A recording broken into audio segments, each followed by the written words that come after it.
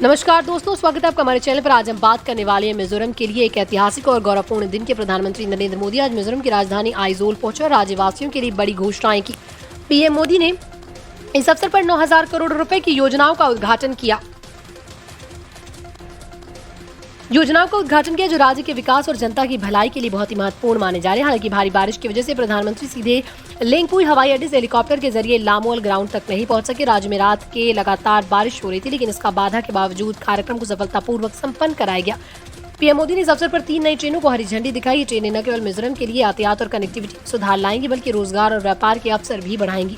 PM Modi ने अपने संबोधन में कहा, मिजोरम अब नए विकास प्रवेश करा है। उन्होंने कहा, राज्य की युवा पीढ़ी और स्थानीय प्रशासन मिलकर मिजोरम को पूरे देश की प्रगति के नए आयाम पर ले जा सकते हैं। प्रधानमंत्री ने विभिन्न योजनाओं का जिक्र करते हुए बताया कि 9,000 करोड़ रुपए के निवेश से सड़क, शिक्षा, स्वास्थ्य और रोजगार जैसे क्षेत्रों में क्रांतिकारी बदलाव आएंगे। प्रधानमंत्री ने लोगों से कहा वो सभी योजनाओं का पूरा लाभ उठाएं और विकास की इस प्रक्रिया में भागीदारी निभाएं। उन्होंने राज्य सरकार की भी सराहना की और कहा कि मिजोरम के लोगों की मेहनत और प्रशासन की प्रतिबद्धता ने इस विकास यात्रा को और मजबूत बनाया। इस मौके पर कई राजनीतिक और प्रशासनिक अधिकारी भी उपस्थित थे। लोगों ने प्रधानमंत्री का गर्मजोशी से स्वागत किया और उनके भाषण को बड़े ध्यान से सुना।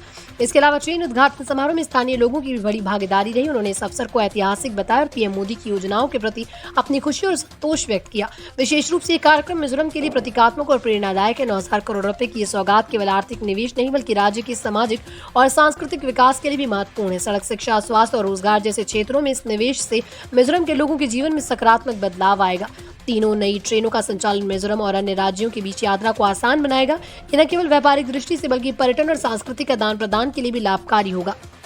लोग अब तेज और सुरक्षित यात्रा का अनुभव कर पाएंगे, जिससे राज्य के आर्थिक विकास में मदद मिलेगी।